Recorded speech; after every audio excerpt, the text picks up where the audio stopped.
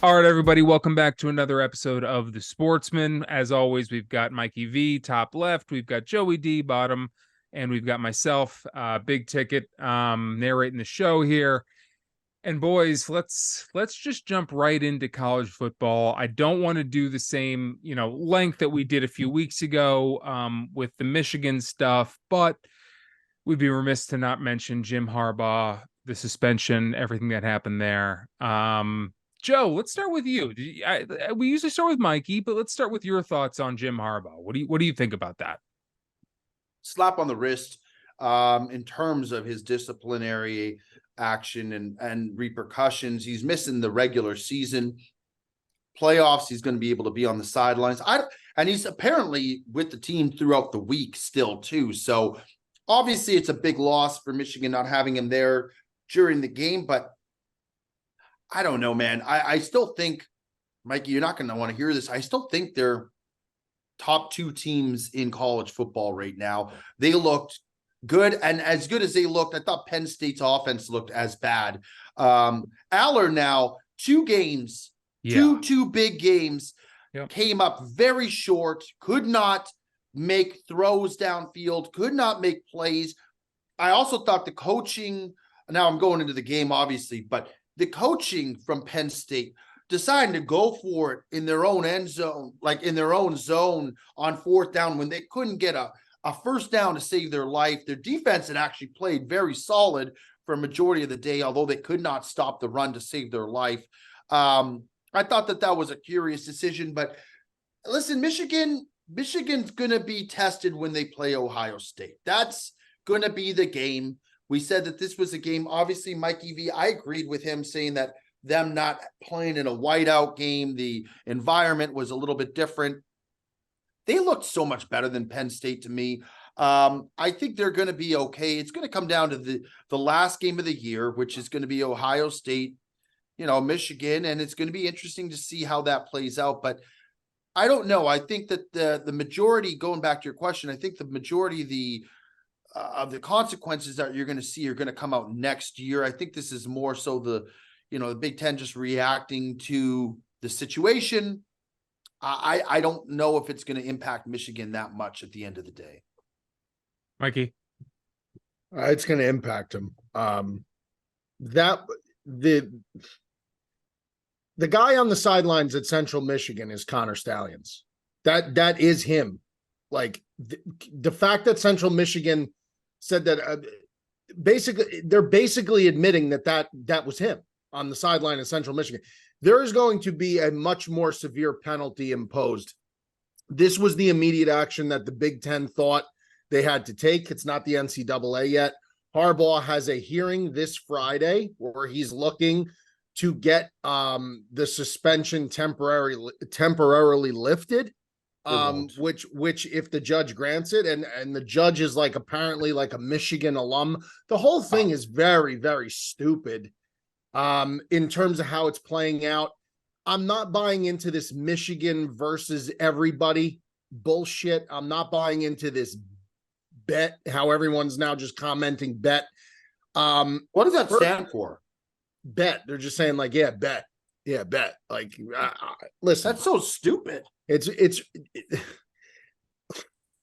Michigan versus everybody. First of all, when Ohio State won the national title in 2014, their slogan for that year was Ohio versus the world. Because what happened that year was Braxton Miller, the starting quarterback, got hurt preseason, out for the season. JT Barrett, who comes in and plays incredibly, gets hurt in the Michigan game. He comes out, and then Cardell Jones comes in. Everyone writes them off. They go on to win the national title, but their slogan throughout that run was Ohio versus the world, and that's been a slogan now since then. The Michigan versus everybody is a cheap knockoff. The fact that everyone is rallying around them like they're America's team, this is the first time people are acting like this is the first time we've ever seen a penalty imposed on a college for breaking the rules. It's not at all. This happens. This is commonplace. It's happened before. I just think because of the magnitude and how good Michigan is, and they are very good. They are certainly a top 5 team in the country, top 3 team in the country. No question about it. Last week was their first real game of the whole season. Penn State's offense is criminally bad. James Franklin is a total bozo clown. Yeah. He never could beat a top 5 team. He beat one his entire coaching career. I think he's 1-10 now against top 5 or top 10, even top 10 teams. It may be 1-10. He cannot beat him. He fired his offensive coordinator after the game, which was a coward move because it's really him who's making the ultimate decisions. There's no accountability for James Franklin. So Drew Aller, yes, again, he didn't look good, but just Penn State's offense and the way they operate is terrible. Michigan will get a more severe penalty but there's imposed on them. I agree with that, but they're still a top tier team. And Michigan is Penn State's a top tier team because their defense is so good. Their defense is excellent, and they could still light up poor defenses. Like they could light you up if you're a poor defense. He's eating edamame. Are you eating edamame? Just wild. Yo, in the middle of this conversation, you know what? Also, let him go. It should be known that Mikey has a shameless plug for Kanga coolers in the back of this right there too. No, you know what that is? I was recording the Cutsy cooler yesterday. Sure. I just never moved it, to be honest. Sure. Well, you know what? Tell him to pay for a spot on the Sportsman.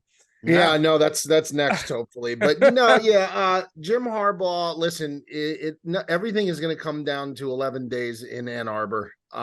Will he be on the sideline? I don't think he will be. Could they lift the ban? Maybe. And if they do, then he'll be on the sideline. Won't. I don't care either way. I really, really, really, really want to shut this team up. Sharon, you think you're going to beat them? Sharon Moore, the interim coach, crying at the end of the Penn State game was one of the more ridiculous theatrics that I ever saw. I think it was totally, totally ridiculous. He's cursing on national television. It's just pathetic. It's Mikey, just is the game in the big house or is it the Horseshoe? It's in Ann Arbor. It's at the big house. No. Oh. I mean, you guys are acting surprised. I mean, it switches every year. Last year it was in Columbus. No, I'm not surprised. I'm not. Listen. I think that's going to be a tough game. I think it's going to be a tough game. It's going to be a great football game. Everyone's still off of Kyle McCord. Kyle McCord has done nothing this year but show me that the moment is not too big for him every single time. Every single time he's called on, he's done what he's had to do. Probably had his best game last week, albeit against a horrible Michigan State team at home, but I'll go back to against Penn State, against Notre Dame on the road, against Maryland, which is a good team. That run? Who, Karam? Yeah, I mean, the thing about Ohio State that's different this year. They got a 1-2 punch. The thing that's different about Ohio State this year is the defense. Ohio State's defense is a top 3 defense in the country. They are the real deal. They're the real deal. And Michigan can talk all they want about their 1-2 punch. Ohio State has Travion Henderson, who to me is one of the greatest backs in the country.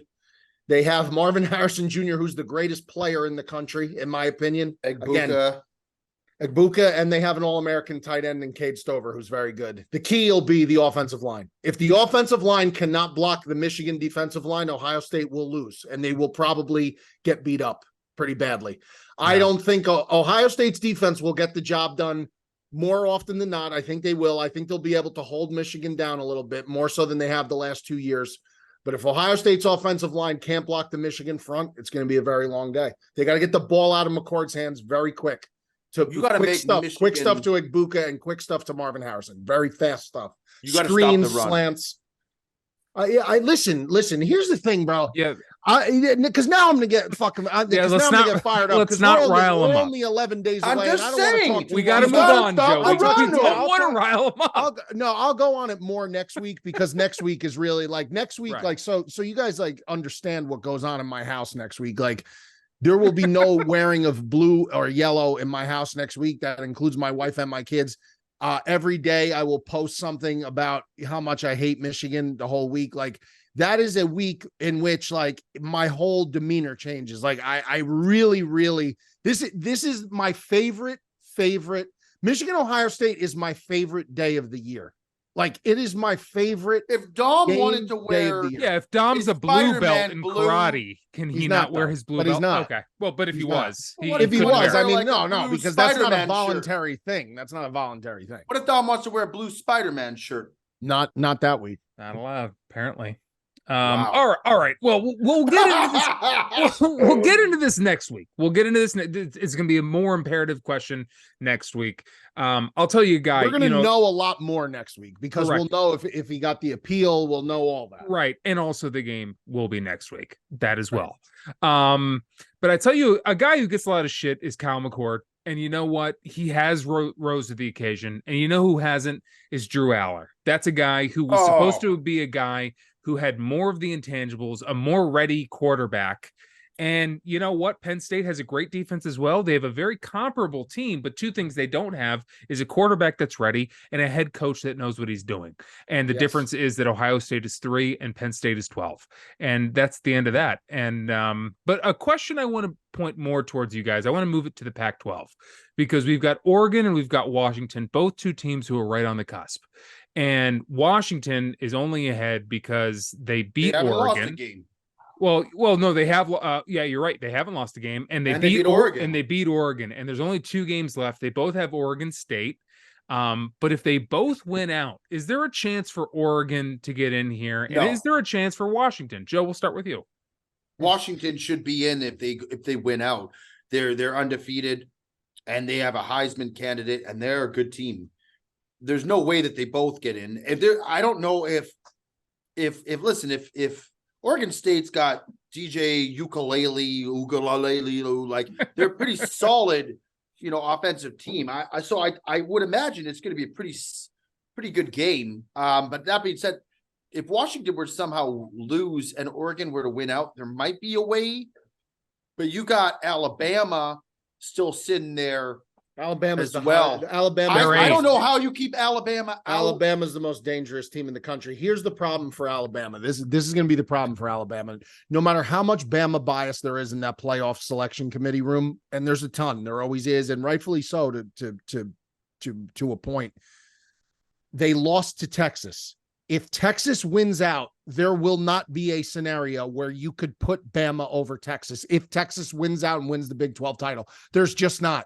The committee will never, you can't be a credible committee and put a team over another team that beat them earlier in the year. You cannot. It was a different team though, Mike. It does not matter. You cannot Mikey, do that. Going back to the original question, of course, but going back to the original question, what if Texas, Oregon, and Washington all win out?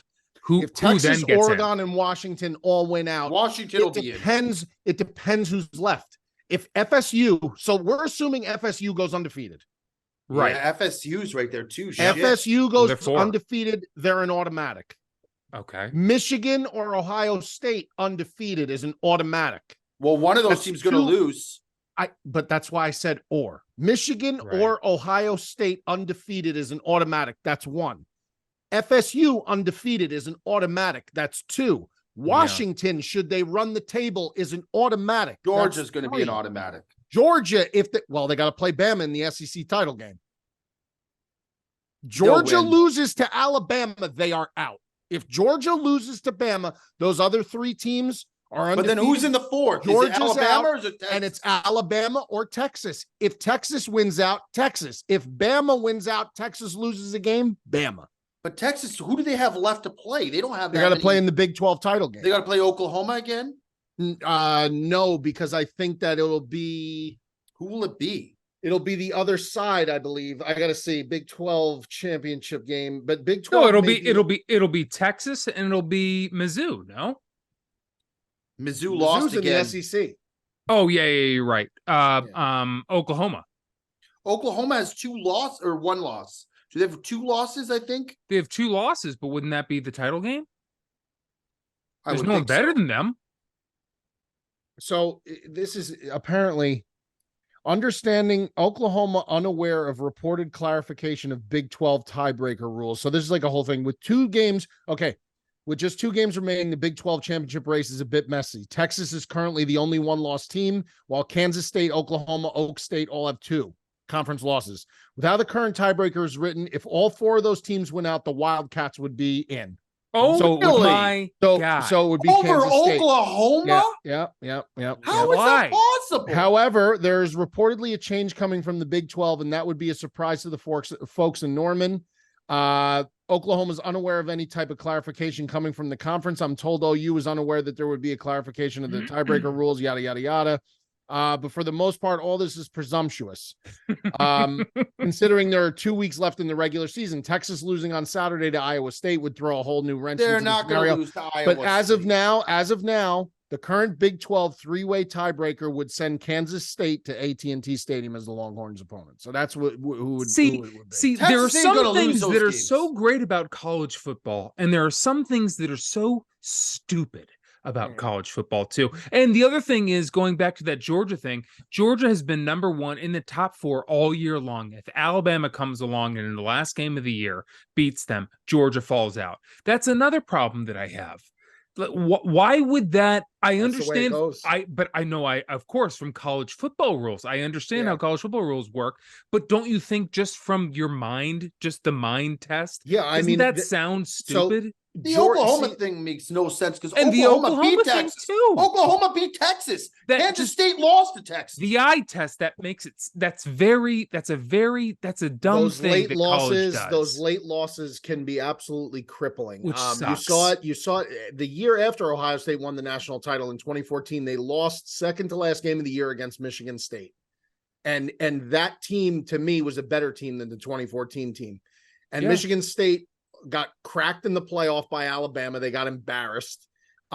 Should have never been there, but this is the way it works. I mean, so who do you think goes in then, Mikey? I think Ohio State or Michigan. Pistachios tick. Ohio State or Michigan. I won't make the pick there. It'll be either of them, whoever wins.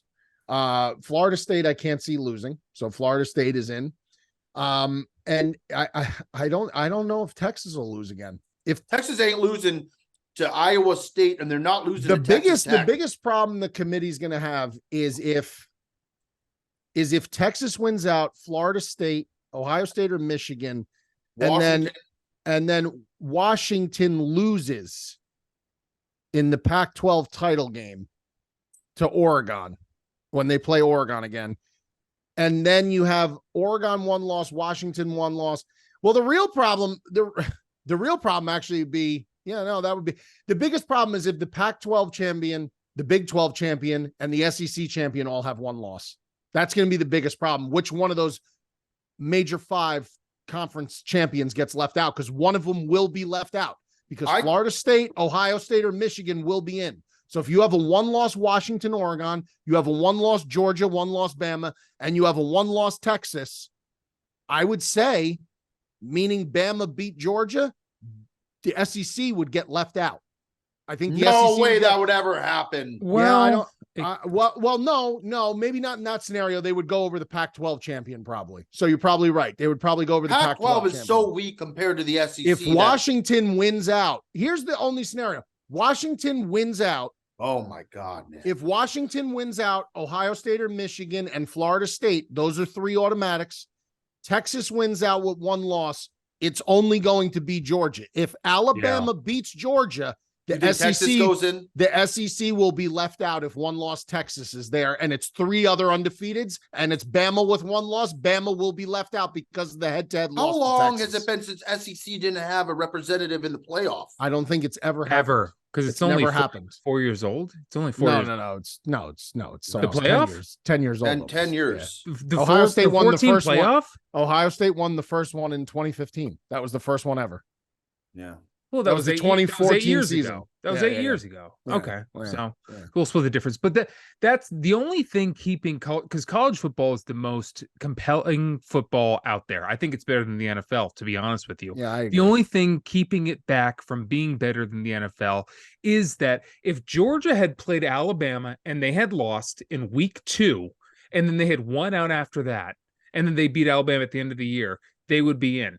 But Georgia flipped it. So they've won out this entire year, but if they lose to Alabama in the last game of the year, they'll fall out, which They're makes going to. no Yes. which, I but think that makes Bama's no. I think Bama's the hottest team in the But country. Mikey, that makes no sense to me because it doesn't tell you how good of a team it is. It tells you when you've beaten a team. It all depends on when your losses come, and that's the thing with college football. Well, that makes sometimes no you gotta sense to get me. hot at That- the right time. But that's how you find out how you don't get the best teams always at the end of the year. Well, that's the reason why in the NFL ticket, a team like the Giants can barely make the fucking playoffs as a wild card team and win the Super Bowl. But you make the playoffs. You make the playoffs. There's a playoff to be had. And in college, right now, there's only 4 teams, and that's what's unfortunate because this will all be a moot point, and then people will be complaining that the same teams make the playoffs every year once the 12 team field starts next year, and people will make that complaint because you're going to see every single year, literally Georgia, Alabama, Michigan, Ohio State.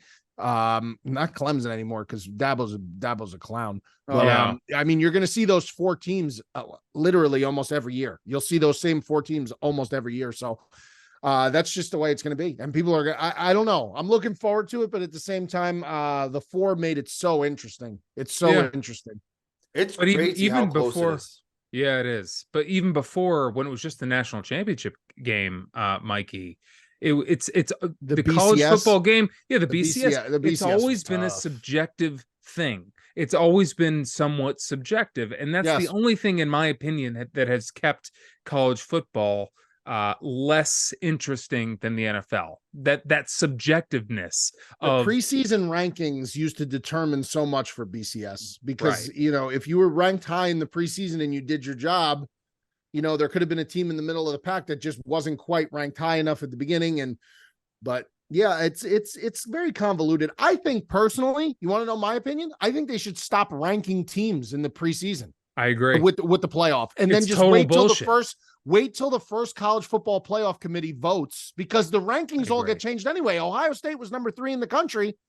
First playoff committee, they get put at number 1. Now, obviously, I'm not going to complain about that because I do think that their resume is still the best resume of the 4 teams in the top. But I mean, it's just what's the point of the preseason ranking at that point? But those rankings don't mean anything anyways, because if Ohio State loses one game, everything changes anyways. So those rankings don't mean the committee rankings matter. Yeah. Oh, well, yeah, but still, if Ohio State loses a game in the next 2 games, they go from being number 1 to being out of the playoff. I believe there was a scenario. I want to say there was at least one time in the playoff where the number 1 seed lost on like the last week and they still got in. Last year, TCU, they lost to Kansas State. And they were in the top playoff. 4 the week before, right?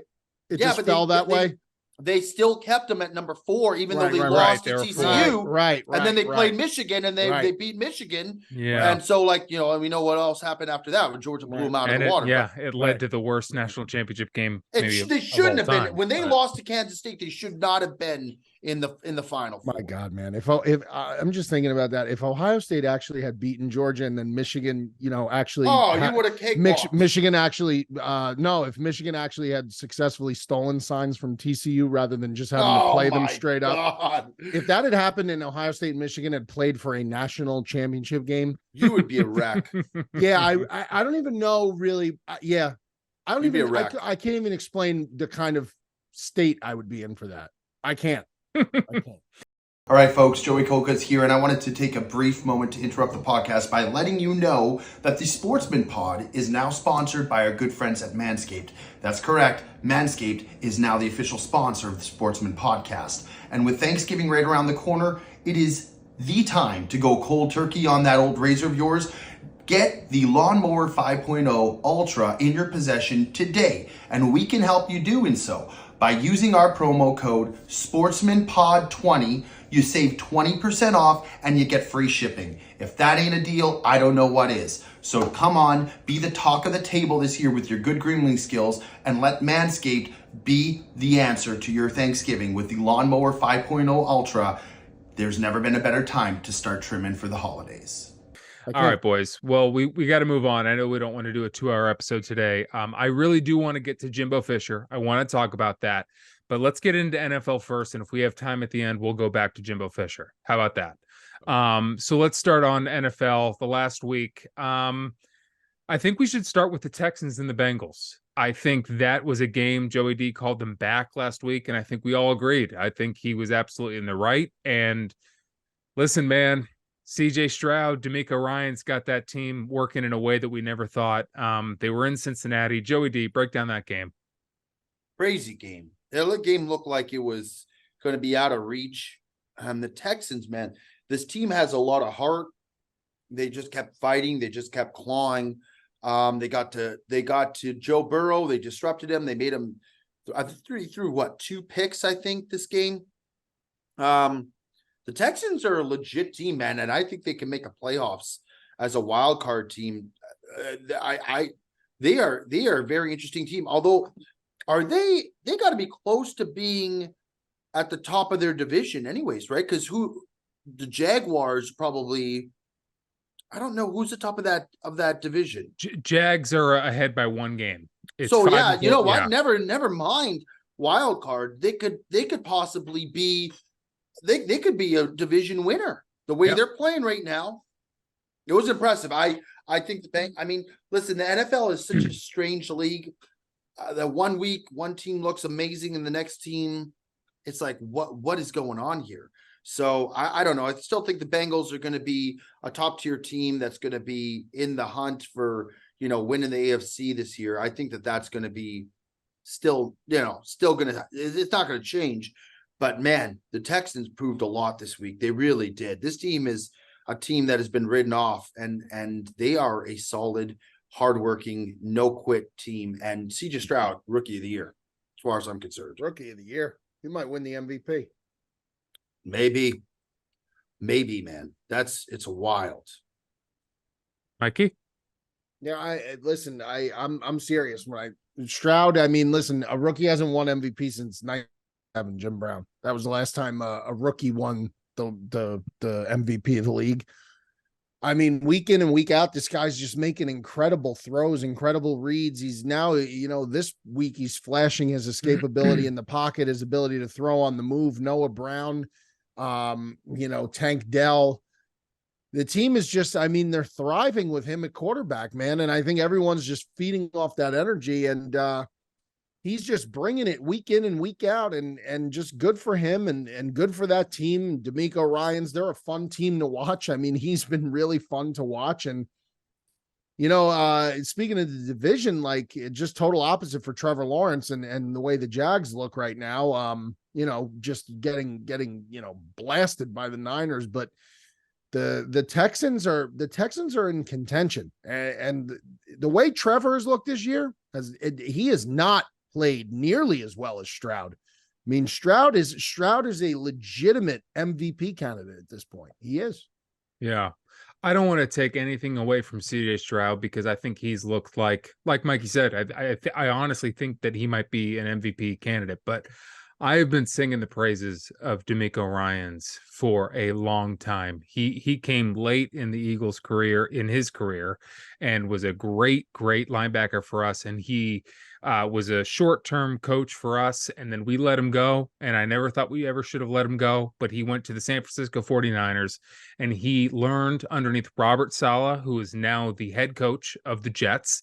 And he learned a lot there, and he changed the culture. He helped change the culture of the defense there. And we've all seen what that's become. And now here he is in Houston, a team that was desolate, a team that was absolutely bottom of the barrel. No one thought they were fucked after what Bill O'Brien did. They were absolutely fucked. And that guy D'Amico is changing the culture of that entire locker room. That is a hard thing to do with how fucked that locker room was. And yes, they've got a lot of great pieces. They got CJ Stroud, they got Tank Dell, they've got Pierce, Anderson. They've got Nico Hollins, Anderson. They've got a lot of great pieces, but Singletary looks fucking rejuvenated. Singletary too. And what Jaime Fairbairn. Yeah.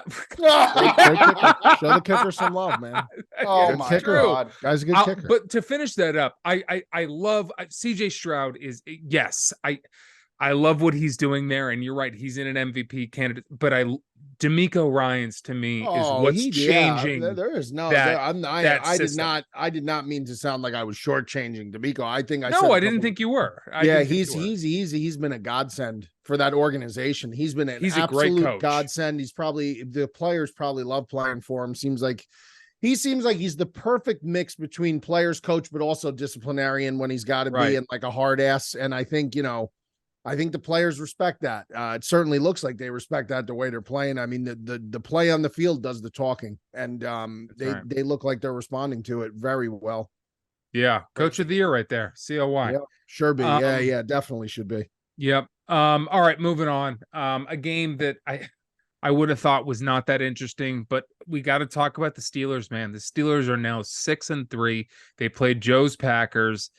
They barely won. Again, the Packers at the end of the game had another chance to come back and win that game, but they didn't. The Steelers held on, and now they're 6-3. Joe, talk me through the Packers and the Steelers. Packers, man, had every opportunity to win this game. And it is just becoming such a broken record, having to watch this team hang around, play good enough to win a game. And then the last two drives where they can win the game, Jordan Love forces the issue. He has got to stop trying to throw the ball downfield to Christian Watson. As far as I am concerned, Christian Watson has been the worst receiver on the Green Bay Packers. He has been awful. You got guys terrible. Like Jaden Reed looks awesome. Romeo Doubs making play after play after play. Musgrave now is coming through and making big catches.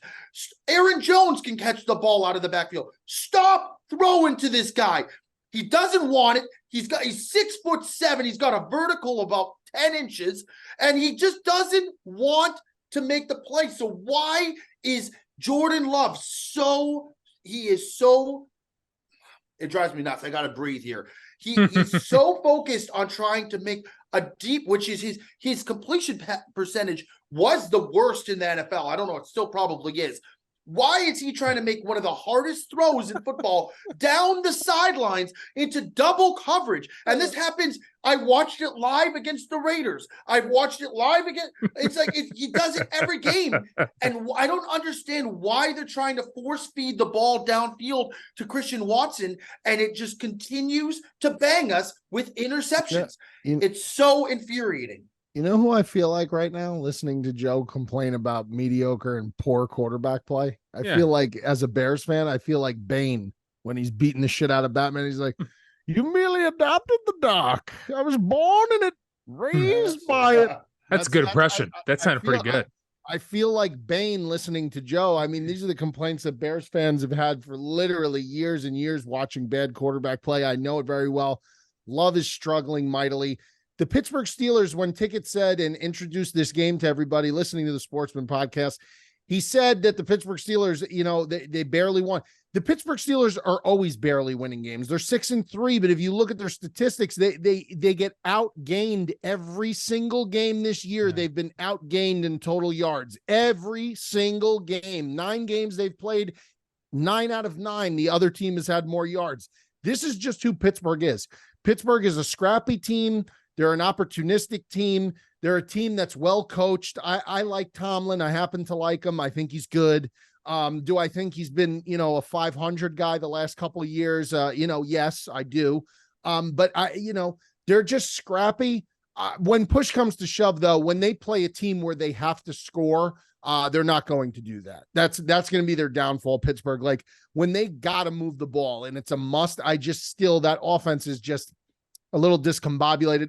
Although I will say, seeing Jalen Warren and Najee both score a touchdown and both have pretty decent days has got to be an encouraging thing if you're a Steelers fan. Packers aren't great against the run. They're not good against the run. They haven't been in years. That's very true. They always used to get torched on the run. That's false hope for the Steelers, man. But yeah, I mean, listen, but 6, it is. And the Packers should have won that game, Mikey. They should have won that game. I'm not saying they shouldn't have. I'm not saying they shouldn't. Not to mention, too, watching the last drive, And I love Aaron Jones more than anyone. I love Aaron Jones more than anyone. When Love steps back and throws him a pass that should have just been thrown out of bounds, he threw him a little drop down pass. Instead of running out of bounds, the guy runs back into the middle of the field to try to get 2 yards and completely destroys 20 seconds off the clock. These guys are pros. How do you not realize these 2 yards don't mean shit? 20 seconds. We got no timeouts. Brain dead. Just completely brain I tell you dead. what. I This tell you has what. to be a unique experience for Joe because I tell you what. it's No, not just something he's stupid used to. mistakes. It's No, not I tell something you he's what, used Packers to. Mikey. have every chance to win these games. They could be 5 and they could have 5 wins on the year, 6 wins on the Mikey, year. my favorite thing in the entire universe, and you can ask Bob, it's his as well, was when the Bears lost, you would go on live and you would rant about how shitty the organization is and all that. And it is truly some of our favorite favorite content.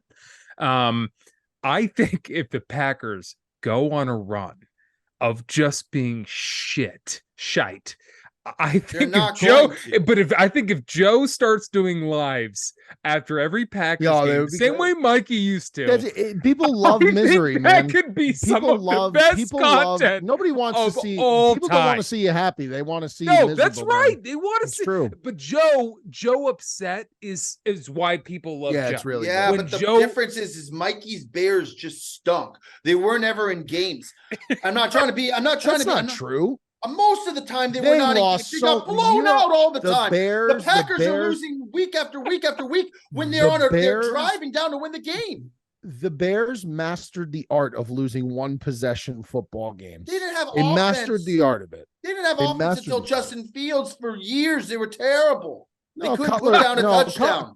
Cutler was off. Cutler got them Okay, some the offensive Cut- yeah, I'm problems. saying From the Cutler period until after Cutler with Rex Grossman, in reality, then- that was only like 3 years.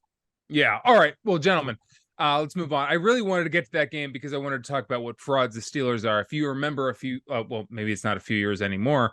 I thought only the BCS was only a few years ago as well, but the Steelers only so many years ago. Yeah, that was wild. That was wild. That was wild. But the Steelers only so many years ago were 8-0, and they were the biggest frauds of all. And that's all I'm talking about is the Steelers again are 6-3, and I just think they're going to get decimated again. The Packers have a long way to go, but I still hold out hope for Jordan Love. I just think they need to. I think LaFleur needs to stop. He needs to stop coaching like he has Aaron Rodgers, and he needs to start coaching like he has Jordan Love. And I agree with you, Joe. I think he's a bad coach, but it's time to move on. And we will move on to the 49ers. Heading to Jacksonville. We were just talking about the AFC South and how good the Houston looks, and Jaguars are in first in that division, and they got absolutely decimated by the 49ers. Mikey V, are the 49ers back? Yes.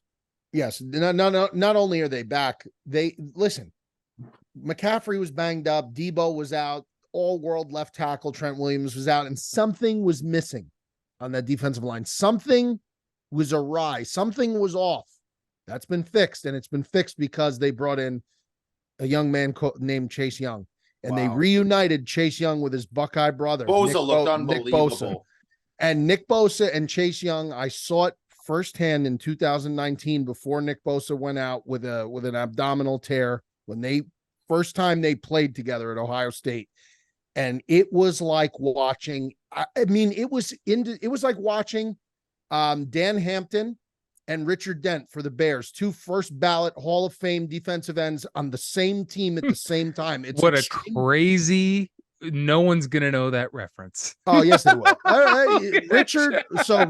Richard Dent and Dan Hampton are 2 first ballot Hall of Famers that were on the famous '85 Bears defense. When with the we fridge start talking about Mike these 2 guys, Singletary. you know, it's a long episode. When we start talking about Richard Dent. You have 2 guys. You have 2 guys who are potential. I'm going to tell my kids this is Michael Jordan and Scottie Pippen. Hall of Fame talent level players potentially, and Bosa and Chase Young potential. Now Bosa's lived up to it so far. Chase Young has not, but he got an injury that derailed him. They suffocated Trevor Lawrence. Trevor Lawrence could not even fart without them in the backfield. They were up his ass the entire game. They decimated that offensive line in Jacksonville, and they did it in their building, and it was an absolute massacre. Not only that, Brock Purdy looked like he was back. Debo scores a touchdown early. Joseph probably very happy about that if he started him in fantasy. I don't know if you did, Joe. I wasn't paying attention. The most points in the league this week, but that's okay. Very good. There. Yep, very good. So yes, they are all the way back, and they with Hargrave and Bosa and Armstead and Young and Warner, they are. But you talk about back. Those guys, Mikey, but sometimes they just disappear. They were missing their guys, though. I feel like they were missing. I feel like they weren't missing all their guys. I feel like Chase Young, the same as Montez Sweat. If the Niners had gotten Montez Sweat, I'd feel the same way the Bears got him. This is just the Commanders shipped off 2 premier pass rushing defensive linemen for nothing. Yeah. I mean, listen, a second round pick, I don't care because it's no guarantee a second round pick is going to be as good as Montez Sweat. There's no way a third round pick is guaranteed. You're talking about a guy in Chase Young. I think he was drafted 2nd overall. Yeah. The guy is a fucking mutant. He's built like an alien. How does San Francisco guys like that don't grow on trees. How does San Francisco keep getting these deals for McCaffrey and Chase? Like, that's a good point. That's a great point. John Lynch is a great GM. There's a difference. He's taking advantage of. Yeah, go Joe. They're taking these other GMs to like dinner and wining and dining. I tell you what. I bet you wish Gutenkunst did the same thing because I sure as hell wish that Poles do.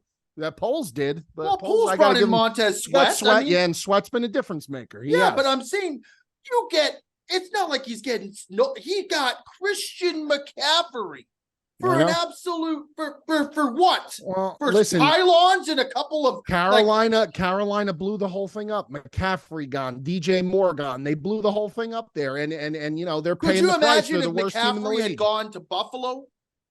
Yeah, I mean, well, I don't know if it would help, honestly, right now, because they are in tatters. They are in tatters. You're telling me James Cook is the problem in Buffalo? No, he's the only guy that looks good.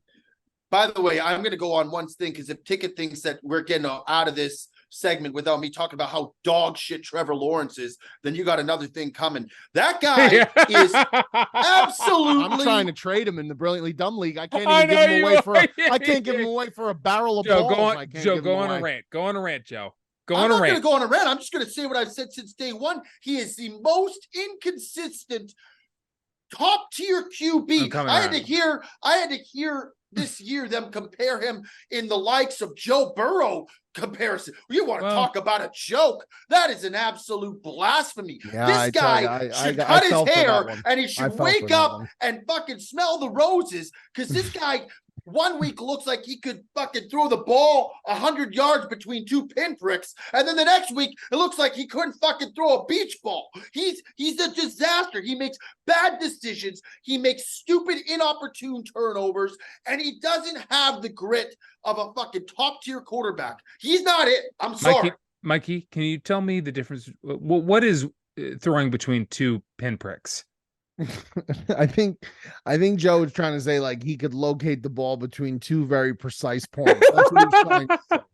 Perhaps pinholes. Perhaps, but I actually agree with Joe here. I mean, listen, I'm going to tell you, I am in 2 fantasy leagues this year: Brilliantly Dumb Show and Sunday Dynasty. 2 leagues that I'm always in. I've been in, Sunday Dynasty I've been in forever. Brilliantly Dumb, obviously, we just started last year, but I have Trevor in both leagues. He has been nothing short of a complete and utter disappointment. He's had a couple of weeks where he's serviceable, but I drafted this guy thinking I was drafting a potential MVP candidate. In my other league, I have CJ Stroud, and guess what? Trevor Lawrence is riding the pine for the rest of the season for CJ Stroud. Yep. Yes, as he should. And like I said, in Brilliantly Dumb, I tried to trade him for a ham sandwich. Nobody would take him. Nobody wants the guy. I would probably start 10 to 15 quarterbacks before fantasy over Trevor Lawrence. The thing is, I agree with you guys about Trevor Lawrence, but you got to stream him. If you are lucky enough to have CJ Stroud and Trevor Lawrence, you got to stream them in a league where it's whoever has the better matchup. I would play. So Trevor played the best defense in the league. right? I So would play he Joshua obviously left- Dobbs. He did. I would play He did. Joshua Dobbs right now over Trevor Lawrence on a That's consistent crazy. basis. That's No, it crazy. isn't. That's Josh Dobbs looks unbelievable Depends right now. what That it that's depends what defense though. I that's a feel great like segue. Ticket said. I feel. Yeah, I agree. And that's a great segue into our next game. Let's talk about Josh Dobbs. Okay. They traded him from the Cardinals. He's been on the Vikings now for 2 games, and he just played the Saints, and they won again. Mikey, Josh Dobbs, Vikings, Saints. Josh Dobbs in 2 games as a Minnesota Viking has as many touchdowns as Zach Wilson does all season long. Yeah. 2 weeks with a brand new team, and he didn't even start the first game with this team, has the same amount of touchdowns as a starter for the New York Jets. 5 touchdowns. Josh Dobbs is what he's done is nothing short of miraculous. The Vikings, though, I believe are a good team. Like I had said last week, the Vikings were my NFC North pick to win the NFC North. You know, I went against the grain there. Everyone was saying Detroit. Detroit certainly looks excellent. It's going to be certainly an uphill climb for Minnesota to actually pull that off now. But they probably won't. But they're a good team. They've won. They'll make the playoffs. How they won the one in a row? Five straight wins. I think it is. Okay. 5 straight or 6 straight wins. They were a home dog, which was inexplicable. The Saints are terrible. And now Jameis is back because Derek Carr got knocked out of the game. Good for Josh Dobbs. Minnesota, again, like I said, you know, they're just chugging along over there. And he's been nothing short of miraculous this season with his performances. He really has. Really has. Joseph? There's been five straight wins. They saw Bears, Niners, Packers, Falcons, Saints. By the way, when we were analyzing these games last week, I was mind blown that the New Orleans Saints were favored in this game. I think we all took. Did we all take Minnesota? Yes, but I desperately wanted to take. I wanted to take Minnesota as my game of the week. It just seemed like such a fishy line. You won your game of the week anyway, Joe. It's not about that. It's just like it was such a clear Minnesota. Yeah, it was so much clearly better. That was a bad. It was a bizarre line. Yeah. And I tell you what, Jameis looked better than Derek Carr when he came in the game. He looked a hell of a lot better and made some actual decent plays. Minnesota's they won that division last year. I don't know. They had if anybody expected them to be as bad as they were to start the season this year, and they were abysmal. But it seems like they've woken up. And then just when it seems like, you know, they hit a roadblock and fucking Cousins goes down and Jefferson's out and all this shit's going down, Josh Dobbs amidst the ashes and looks like a phoenix rising for this team because he did not look that good for Arizona. And I got news for you. They're probably getting Jefferson back either this week or for sure next week. And they're going to play a shitty Packers team again. They're going to play a shitty Bears team again. That's another couple wins. I'm sorry, it's truth. So there's a couple Bears wins. Bears are winners of 1 straight. Well, congratulations. My point is that Minnesota's probably going to beat both of our teams. So they're in a position where I think Minnesota is going to be a playoff team. And by the way, I really like their coach. I think he's a good coach. I forget his name. Stefanski? Oh, not Stefanski. Not Stefanski. Stefanski's a Brown. No, it's the Browns. Yes, guys. I always forget his name. Mikey, he's on the Browns, you idiot. Yeah, thank you. Thank you. Okay. There's also nothing more obnoxious in the entire league of football than that gigantic horn when they play. There's nothing worse. You don't have to be a fan of a team in the NFC North to think that that's obnoxious. Also, let's not Kevin talk O'Connell. Kevin O'Connell. Let's also not talk about our games of the week because it's just been a rough going.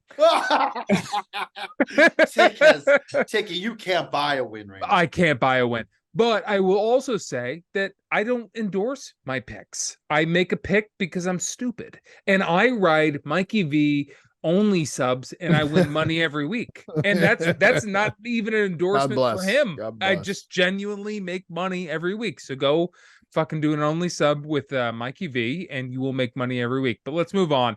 Next game of the week, a team that we thought was rolling just as strong as the Bengals.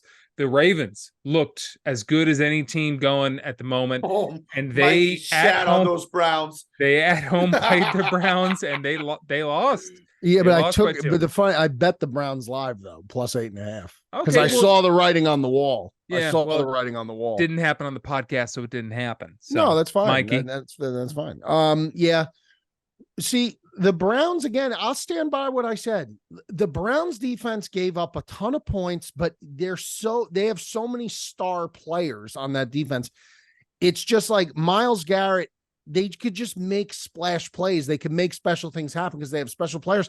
It's not really like they shut the Ravens down, right? The Ravens didn't get shut down. The Ravens are the biggest shoot themselves in the foot team in the NFL. They always blow big leads. They always do. So I am not going to give all the credit here to the Browns. I'm going to say this is typical Ravens again. Mikey, they were down 15 points and came back. You got to give them some credit. Have you seen the graphics of the games that the Ravens have blown over the last couple seasons with these enormous leads? They did it against Miami. They were up like 35-7 in the fourth quarter. Last year. Yeah, but Mikey, they are classic blowers of leads. I know. Well, they gave up 17 points in the first quarter, and they only gave up 14 points for the rest of the game. The defense cracked down. Yeah, they gave up 31 though. And they had a pick six. That's a lot of points. They had a pick six to get them back. Yes, they did. The defense. You got to give them some credit. They almost had 2 pick sixes. Joseph, how'd you see the game? I think the Browns defense. Browns suck. Well, without Nick Chubb, they do. I got people coming at me in my DMs and on Twitter so hard because of what I said about the Browns last week. All I'm saying is that the Browns, to me, are just too inconsistent for me to start getting behind them and start incorporating them into betting. It's difficult. I just find them frustrating. That's all. What do you think, Joe? I think the Browns are pretty good. I think the Browns, by the way, I mean, like, where are they in the standings? They're one game behind. They're one game behind Baltimore, who they just beat. Yeah. And they didn't have Deshaun Watson. They're tied with the Steelers. How many weeks? So I mean, they're hanging in. And the reason they're hanging in, Mikey, you know why? Is because of that shitty defense that you said was so bad. Well, I didn't say it was so bad. I didn't say that. You said Mikey. I said that the Browns defense is overrated because of how inconsistent they are. You heard him say they stink. Mr. Anderson can I don't believe I said that. I don't believe I said that. Oh, maybe he said suck, stink, trash, something There's of that a big sort. difference between suck and stink. There is some kind of connotation to them being sub-tier in terms of a defensive front.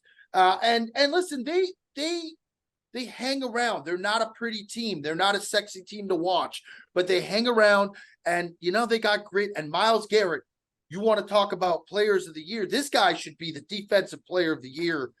I don't know who else has made an impact week in, week out the way this guy has.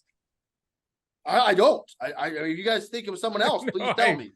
I agree. I think the only downfall of the Browns is that Deshaun Watson doesn't look like he wants to play football anymore. He stepped up in the last drive. He did. But for the first 3 quarters, he doesn't look like he wants to play football. I understand that, but this guy doesn't. It's the only downfall of the Browns. If he could somehow regain the ability to play how he did, even a glimpse of how he played with the Texans, this team would be a tough team to beat. All right, let's move on. Disrespectful. This is a shitty game, but I only want to talk about it because the quarterback's back. The Cardinals won their second game of the year against the Falcons at home. Yep. Kyler Murray's back. Is that a difference maker, or is the Falcons just such a shitty team that they happen to win? Joe, let's start with you. If Tyler Heineke stays in that game, Tyler, you say tomato, I say tomato. It don't matter. Joe, that doesn't work. I was choked on my vape right there. If Heineke stays in the game, the Atlanta Falcons will win that game. Desmond Ridder, he made a lucky touchdown at the end. This guy's trash, man. This guy is not good. He's not a good quarterback. That being said, congrats to Kyler Murray. first game back in almost a calendar year, and he gets a win. He looked good. I thought he looked solid, but the Cardinals aren't going to be beaten tough-nosed, top-tier teams. The Falcons are you look up the definition of inconsistent, and you would see the Atlanta Falcons in a dictionary. They're not a great team. So happy for the Cardinals, but flash in the pan. I wouldn't make too much of it. No, I mean, Kyler Murray did one thing. He came back and he assured that Carolina will definitely have a worse record than Arizona does, which is the only thing I really care about. So, thank you to Kyler Murray for coming back and making sure Arizona wins. The issue is going to be for the Giants. I can't see the Giants win another game, but anyway, Arizona wise, they're not going to win. They're not going to go on some run now. I don't expect that to happen. But Kyler will keep him in games. I mean, especially if he plays well and he stays healthy. I mean, he's a pain in the ass to deal with. He is. He runs around there like the Keebler elf. He's scurrying all over the place. He's got a hell of an arm still. They just really don't have receivers at all. Mikey. That McBride, by the way, fantasy pickup. That guy looked good. Okay. Also, you don't think so? What's his name? Michael? No. Michael something. They got a good receiver. His name is McBride. Michael. No, it's not McBride. Michael. I almost want to say Jordan. Something. They've got another good receiver. They've got a few good receivers. Brown. They have. Yeah. But Hollywood Brown. He stinks. Yeah, he stinks. He's a one trick pony. He's a one trick pony. My point is the question. Would you take him on the Bears? No. What I would fucking need him for? He's a one trick pony. He runs the ball that's deep. ridiculous. I got a rookie cheaper than that, Tyler Scott. Marquise Brown. Yeah. If you put Kyler Murray on the Giants, do you think the Giants are a good? Because the Giants have a very good. They're not like the Jets, but they have a very good defense, and they have some pieces on offense. Obviously, Saquon. Do you think if you put a guy like Saquon, does that make the Giants a playoff contender? Sorry, Kyler. Yes. No, I don't. And the reason I say that is because I think their offensive line is still something. I think Evan Neal is just having a horrific year. I think that I think contrary to what you said, Ticket, I mean, Saquon is one thing, but he gets dinged up. Waller has been dinged up. Their receivers are dog water. They're just bad. Darius Slayton and Jalen Hyatt. Yeah, Slayton. Hyatt. Hyatt's not bad. He's a rookie. He's a rookie, and again, I think saying there's nobody reliable to me on that team catching the ball. Really, is there a team that you could put Kyler on that you think takes them from a non-playoff team to a playoff team, like maybe Denver? Maybe you put him instead of Russell Wilson, or is there a team? I can't say that right now. Well, sure, but I mean, is Kyler a quarterback that you could take and put him into some team that could make him? Okay, so he can make a team better. Colts. Oh yeah, he can make a team better. I think if he was on the Colts, I mean, the Colts have been pretty decent. They've been winning games. I think him on the Colts would be interesting. How about the Jets? Okay. I think you put Kyler on the Jets. The Jets probably win the fucking Super Bowl, maybe. I don't know if they win the Super Bowl, but I think they certainly may win the division because the Bills ain't it, and the Dolphins don't play defense. Kyler and Garrett Wilson would be a lot of fun to watch. And Breece Hall, you run a little RPO with Breece Hall. Oh my God! And how about Dalvin Cook? Huh? Everyone's talking about Dalvin Cook. Yeah, a little resurrection for Dalvin Cook. Good for him. All right, let's move on here. Guys, we're rearing on another 2-hour episode. No, we gotta go. Okay, so let's even get to this week's games, Joe. I mean, I know I can't just magically. His head's been down when he's not talking the entire time. I don't know if he's got a bet or if he's chatting. He's got a bet. What do you mean? You don't know if he's got a bet? Of course he's got a bet. This podcast is doing very well. We need your reactions for clips. I have gone on 2 rants since this podcast started. I know, but when you are not talking, we need your reactions. That's listening. I'm taking it all in. Duke won. Duke covered. Duke basketball. Hey, Duke Blue Devils, baby. Okay. All right. Well, now that that's over, why don't you tell me about the Lions-Chargers game? The Lions barely won that game. What do you think? Game of the week, baby. I gave it. I said this game was going to skyrocket over 48.5. What'd they score? 41 to 30, 79 points. Yeah. Holy shit. This game, I said the defenses on both sides couldn't make a stop to save their lives. I also said that the Lions were going to cover, but I think the line was 3. They won by 3. To be honest, they shouldn't have let the Chargers come back, but that would have been a push. The Lions are for real, man. The Lions are for real. And when they have a healthy Montgomery, this team is a problem because they can go to him for short, like distance, like 3rd and short. He's a bull. I don't know what he did with the Bears the last 2 years, but he looks resurrected. He was very good with the Bears. Man, I had him in fantasy last year. He's very disappointing. Mikey, you can't say that he's the same guy with the look Bears. at him. He had a 70-yard touchdown yesterday. He was good with the Bears, but not last year. He's looked really good. He's looked really good with the Lions. Guys, hold on a second. I've watched this guy. First of all, he was a 3rd-round draft pick from Iowa State. Information that probably neither of you knew, right? Second of all, the guy was tremendous his entire career with Chicago. He wasn't tremendous. You're going to say yes, he was. You know who yes, was tremendous? He was. I didn't want Derrick them. Henry. Now, I didn't want them to sign him.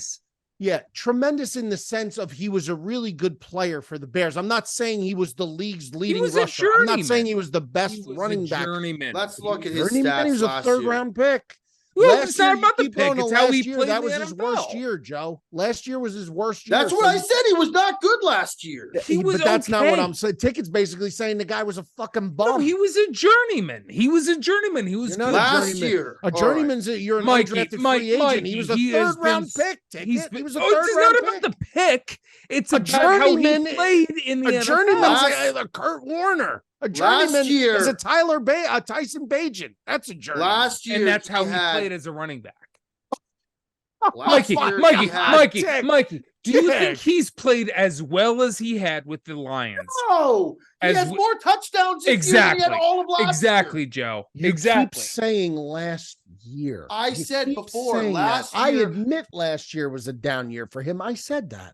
I said you also called him tremendous. He was tremendous for the Bears. That's a word that he was very good for the Bears. I'm sorry I used that particular word. He was very good for the Bears.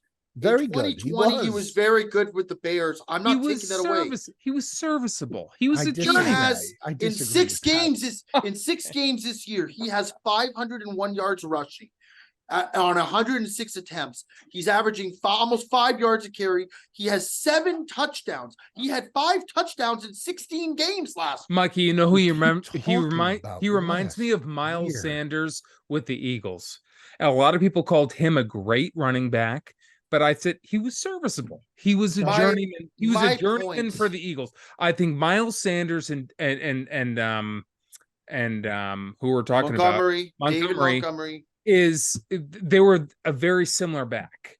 Going back, this is going to be a 3-hour episode. Going back to what I was saying about Montgomery, being healthy for the Lions is so crucial for this team because he can take the batter and bruise hard knock runs, and then they can switch it up and give it to Gibbs, who looks as dynamic and fast and explosive as ever.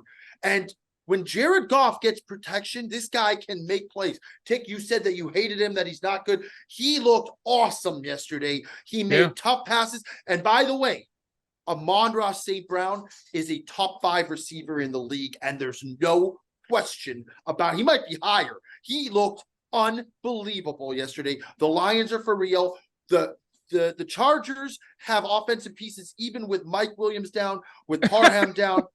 They look good still, but their defense can't stop anyone. I agree with you, Joe, but Mikey V is rocking back and forth like he doesn't agree. Mikey V, would you say that Miles Sanders and Montgomery were similar backs? To this. I mean, he's rocking back and forth like he's angry. Rookie because he's an Ohio State guy. That's why. What? He's an Iowa State guy. Iowa State. He's not a Buckeye. Yeah. All right. I have no allegiance to David Montgomery. See, this shows me that you guys never really followed me prior to our business that we conduct now. Because if you had, you would know that I was an advocate for them to get rid of Montgomery because I don't believe in paying running backs unless all I called him was a journeyman. Christian McCaffrey. Keep calling him a journeyman. He's not a journeyman. But, so why did you get upset when I called him a journeyman? Because he's not a journeyman. What he is. It's not. He's a 3-yard guy. The term journeyman is reserved for players who are drafted in like the 7th round. No, it's not about where you're drafted, Mikey. It's about how you play in the league. Can I ask a question? What? Prior to this season, would you think that Montgomery has exceeded expectations? Yes. Okay, drastically exceeded expectations. Yeah. Okay. His rookie year, 900 yards rushing, 6 rushing touchdowns. Okay. We're not talking about 200 yards receiving and another touchdown. His next year, he had 8 touchdowns. He was 1,000-yard rusher, and he had 3 catching touchdowns. I'm not talking about that. We're talking about the last 2 years, which he never got more than he played 16 games last year. He had 800 yards rushing, and he had 5 touchdowns. Yeah, the year before that, he had 800. Middle of the road running back. Yeah, it's not the middle of the road guy. Okay, he's been rejuvenated. This, Mikey, listen, I don't know why you're on a better team. I'm going to say this though. Jamal Williams last year looked like a prolific running back with the Lions. So there's obviously something to do with the Lions, with the team chemistry, with the line, whatever it is. You think that the team you're on matters? You may be on to something. 100%. I'm saying he makes his team drastically better. That's all I'm saying. I don't know why we went off. I agree with you because it's the thunder and lightning effect of him and Gibbs. I agree with all of that. And by the way, the only thing I argued with is the fact, like, you guys are making it sound like he was dog water when he was with Chicago. No, it's not Mikey, factual. I said he was a journeyman. You said he was a journeyman, serviceable. I said like back. Miles Sanders. Do you know Miles Sanders helped us get to a Super Bowl? We have spent 20 minutes on David Montgomery. Okay, so now we finally have a decent Thursday night game. Baltimore is a 3.5 point favorite. Mikey, in Cincinnati or at home? In Baltimore. Mikey, we'll start with you. Baltimore 3.5 at home against the Bengals. Give me the Bengals plus 3.5. Burrow's done very well against the Ravens previously. Coming off a loss, fire lit under his ass, lost at home to a rookie quarterback from Ohio State. Everyone knows Burrow went to Ohio State. In the state of Ohio, loses to that kid. He's gonna be extra motivated to come out and win this game. He's gonna come out with his hair on fire. I think Higgins and Chase will be a little bit better off than they were. Higgins is not playing. He's ruled out already. I think it's most likely he's doubtful for the game. How do you know that? Because I watched fantasy. Fantasy is why he knows. He's I mean, but you know why I know? Because I have Tyler Boyd, and I might put him in my lineup. I was going to say, I mean, I just know that he hasn't been given an official designation yet. That's why I think. I mean, listen, I think if it was a Sunday game, he would be questionable. I think he's questionable, but I think it's a leaning towards him not playing. Yeah, you know, I mean, listen, you know, and I think Cincinnati lost Hendrickson. I believe that's a big loss, and that's a big loss for them. He's one of their best pass rushers, probably their best pass rusher. Cincinnati is just, I think this is a bigger spot for them. I think they're in a lot of trouble if they lose this game. So that's why I'm going to say that it'll be them to cover. I'm not going to say they'll win the game outright, but I do think they'll cover, possibly win the game outright. So I'll take the Bengals. All right, Joe, is there a way that you can eat dinner with Nicole in the frame where we can keep going? Let's just keep going. Oh, okay. All right. Jesus, man. Because we got a lot of games left. I mean, I don't want to cut it short. Bengals plus 3.5 is my pick. Now we're not going to get any analysis from Joe. All right. I will give analysis. I don't. Why can't you eat dinner with Nicole and keep going? Why can't Nicole come in? You want to ask Nicole what she thinks? Yes, the game I do. Of the week? I do.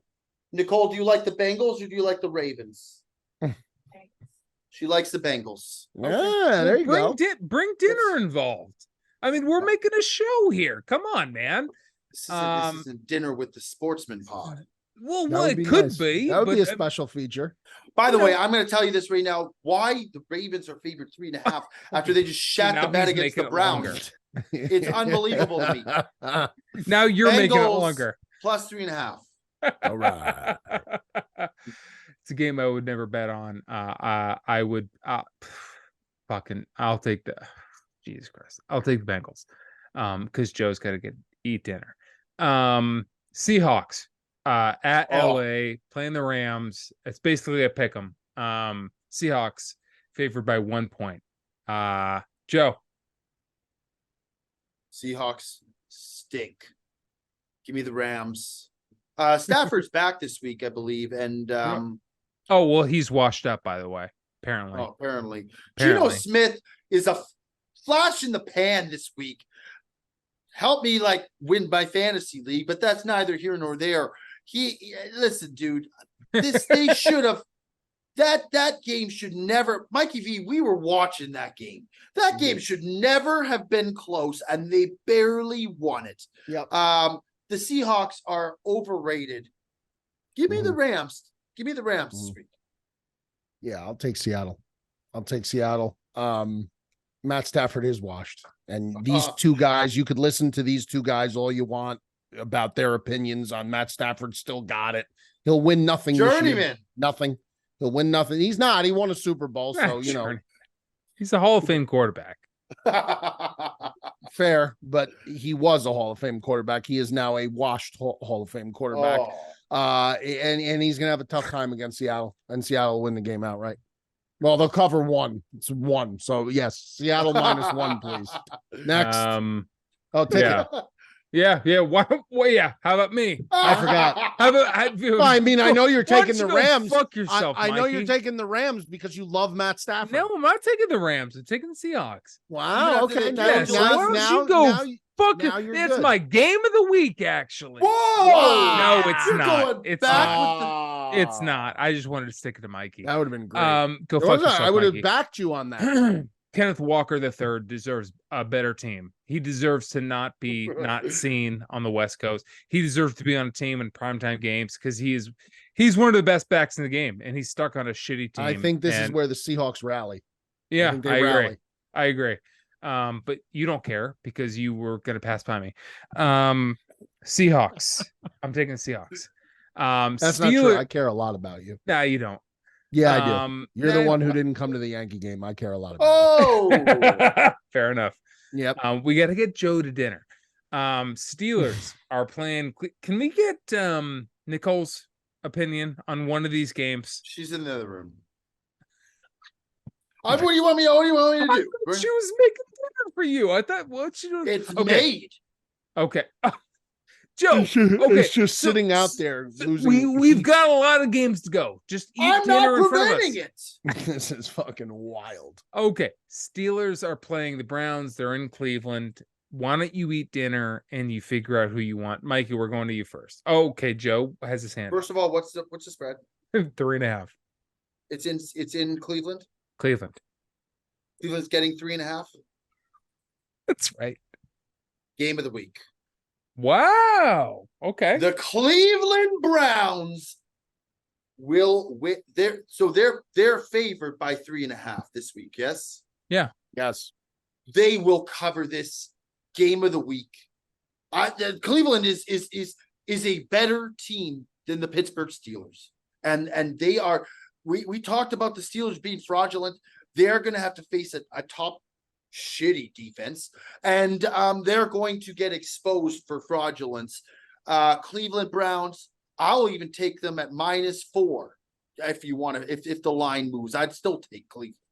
Cleveland Browns are my pick of the week this week. Mikey? Pittsburgh. Oh my God. You think they're gonna? They're just gonna cover, or you're gonna win? Pittsburgh with the points. No, I'm gonna take the points. All right.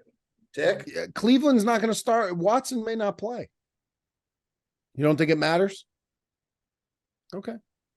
I think PJ Brown's just as good. PJ Walker. Brown. Yeah. Tomato, right? PJ. I went with the team name. PJ Brown.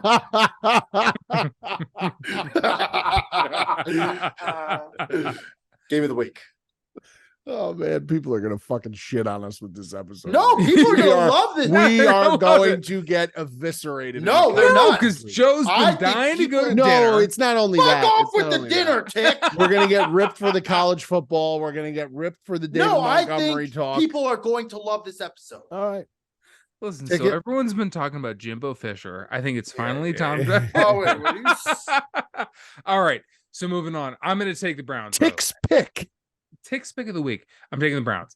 The Bears are going to the Lions. They're going to Detroit, which would normally be a game that they could guarantee. But Detroit at home is a 9.5 point favorite. Mikey, why don't we start with you? Yeah, 9.5. Oh. 9.5 is about right. Even if Fields comes back, it's tough to pick this game because I don't know who's going to be the quarterback for the Bears. Fucking, but that's about right. 9.5. I'll take Detroit. That's a lot of wood. You're It gonna is take a the lot of wood, but it's the Detroit's- Bears. The thing about Detroit is that you don't always get the same Goff, man. It's like you don't. Jared Goff looks good lately, Tick. He has, but okay, Joe, what do you think? Lions, 9.5. 9.5. Wow. Okay. Well, I suck, and if those guys are both taking the Lions, I might as well follow suit. So I'll take the Lions as well. I'll take the You Lions. low key love the Bears. Tick I always do. wants to take the Bears. He always roots for my Bears. He's a good man. I think the Bears have good. I love DJ Moore. I love DJ Moore. I love a lot of the pieces that they have. Darnell Mooney, they got to move on from him. He's not a good player. He's a journeyman. Cole Kmet, pretty good. Cole Now, Kmet. see, if you had said that Mooney was a journeyman, I almost could. But he's a 5th rounder, so I really could be like, Mooney is not a journeyman. He's worse. He's Okay. dude. He does nothing. okay. Right? I'm not disagreeing with you. Bears fans like 2 years ago were trying to sell you on Darnell Mooney being a number Right. 1 wide receiver in the That's NFL, what I'm saying. That's Yeah, a yeah. joke. which is Yeah. insane. But this is life. Give me the Lions. Chargers going to Green Bay. Chargers are only a 3-point favorite in Green Yeah. Bay. Fishy. Joe, what do you think? Something doesn't add up here, man. The Packers look trash. Joe's taking Green Bay. Give me the Green Bay Packers with the points. I hate Homer. it. I mean, listen, if there's any team that can screw up, it's the Chargers by all means. I mean, and I pray to God Keenan Allen's playing because I got him in both fantasy leagues, but he's questionable. If he's out, I mean, Quinn Johnson's their number one. What's the over under in this game, Tick? 44 and a half. That's a very curious number. You like the under, don't you, there, Bear Down? No, I think I like the over, to be honest, but I'll take picking against the spread. I will take I'll take the Chargers. Just Jordan Love. I can't take Jordan Love. I can't. They should have covered last week, man. I understand. Tick? Yeah, I'm going to take the Chargers as well. Moving on. Raiders playing the Dolphins. Dolphins are a 12.5 point favorite. Game's in Miami, right? Yep. Yeah. This is my game of the week. Miami minus 12.5. Wow. I know it's a big number. I know that that Antonio Pierce has them play. You know what? This is not my game of the week. This is it not 12 my game or of the week. 12? Is it Not 12 my or game of the 12 and a week. half? It's 12.5. I will take Miami with a bullet. I think Miami does cover it. I'm not going to make it my game of the week only because it's such a big number and because the way this Pierce calls plays on offense, the Raiders may just try to run the ball 100 times on Sunday against Miami, and they should. They should because Miami's defense is suspect. But I still think that that Miami gets it done. They had 2 weeks now, right? They had a bye last week. 2 weeks to prepare at home. Vegas got to go all the way across the country. That's a pain in the ass place to play. Miami big.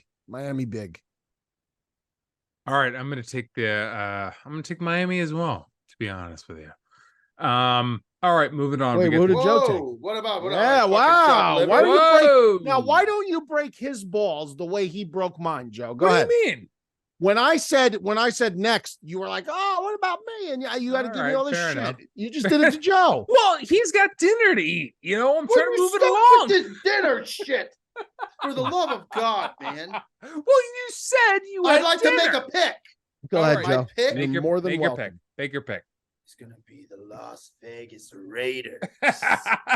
I'm telling you right now, I think this is gonna be a close game. I'm telling you right now, this All right. team is rejuvenated under they are rejuvenated under Antonio they may be Pierce. rejuvenated, Joe, but they got a rookie quarterback on the road in a historically awful place Max to play on the Crosby road. looks fucking good too, What man. does On that defense. have to do with the quarterback, though? I'm talking. I'm talking about on the defensive side. I think he's going to get the 2 up. Okay. Listen, I don't, I'm not saying they're going to win this game. No, I But know you're not. I just 12 think and a half is a lot of I points. think this is a pounce spot. Let him for make a bettors. pick. Let him make his pick. Let him He make made his the pick. pick. Oh, he He did. took I the made my pick. Raiders. I know. But you're shitting on him for I it. almost didn't get a chance to pick from you. And Oh. now There you go. now That's right, I Joe. had Tell your him, side, Joe. and now Tell you're him, Joe. all right. Fuck you. I got to go for dinner. Wow. Aiden It's a great O'Connell episode, looks like great episode. Yeah, it is. It's gonna be great. All right, the A lot of Giants. banter. Yeah. The Giants. Gonna be are- an interesting weekend when we're all together betting in person together again. It's gonna be very It'll be interesting. fun again. Yeah. Now he's. Oh, here we Yeah, go. Bucci, Here we Bucci, go. Bucci, Bucci. Dre. Oh, Dre's Bucci, making the Bucci, episode. Bucci. Oh, That he dog- walked right away. Yeah, that He dog wanted was. Yeah, no he's like, part yeah, of leave me you. alone, man. He wants leave me dinner, alone. man. She wants to He eat. wanted no part of Wow, you. now you're starving the dog ticket. How's that feel? Yeah, Yeah. feels good. He's licking his paws. He's so hungry. Yeah. Oh. What does Dre think about the Giants heading to DC? Oh, what a terrible game. Commanders are a 9.5 point disagree. favorite. This is a 9.5. terrible game. The Commanders are giving 9.5. 9.5. Tommy I'll tell you DeVito what. can make a play. The Can't. state of football in the state of New York, man, is as bad as I've ever seen it between Zach Wilson drama and the Jets' ineptitude offensively to score touchdowns, and the Giants' same exact issue. Man, oh man, 9.5 points though. The Commanders giving 9.5. I just can't get behind that. I don't care how bad Tommy DeVito is. The Commanders, under no circumstances, should be a 9.5 point favorite in this league. They just cannot be. They cannot be.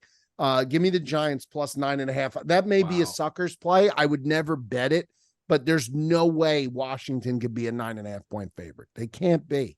There is no team worse in the NFL right now than the New York Giants. I agree with that. I agree. They with that. are as bad a football team right now as you can. And that's with a pretty competent defense. Washington almost just beat the Seahawks in Seattle on a cross-country trip. I will take the Commanders here. I legitimately don't know if Tommy DeVito and the Giants offense can score 10 points in a game. Yeah. Or even a touchdown. The Cowboys. He's not going to made be them look like trash, which they are. So agree. here's what I'll say though about Tommy DeVito. Keep this in mind. Educated football minds. Keep this in mind. He has just went against the Dallas Cowboys in Dallas and the Jets. Those are the two sample sizes you've seen of DeVito. Two of, if not the best two defenses in football outside of San Francisco. Two of the best defenses in football. Let's see against a defense that's much maligned without all the pass rushers now. Sweat gone, Young gone. Maybe you see something from DeVito this week. I'm not saying he's going to light the world on fire. I'm certainly not going to say that. But keep in mind who he's played the past 2 weeks. Two of the better defenses in this league. Top three, probably both those units. So let's just say maybe, I'm telling you, maybe put something together. That's all I'm going to say. Tommy DeVito. Mikey likes him because he's a Jersey guy. Not only is an Italian Jersey guy from my county. He's from my county. And he gets his laundry done from his mom. Well, that's a little weird, but isn't that? I mean, it's not weird, but I mean, I would think you're in the NFL, you could just, afford to not have to do that anymore. I'm going to make it my play of the week. I like Washington to absolutely decimate them. Wow. The same way that I like them to absolutely decimate them. I think, yeah. What? Go. No, go ahead. No, I'm done. No, you're going to take Washington as your game of the week. I'm taking them. What's the total in this game? It's got to be like 37. 37.5. God wow. You're good. I love that. Yeah, next. What were you going to say? What were you going to say though? No, I'm just so pleased that I know Vegas that well at this point. Okay. That's what I mean. That's really my game of the week. Washington -9.5. I don't mind it, Tick. I don't mind it. Yeah, well, I mean, you should know at this point that I don't bet my own bets. I bet At this point, you're just I'm an flinging only shit son. up against the wall and hoping it sticks. Take it to a member of the Brotherhood.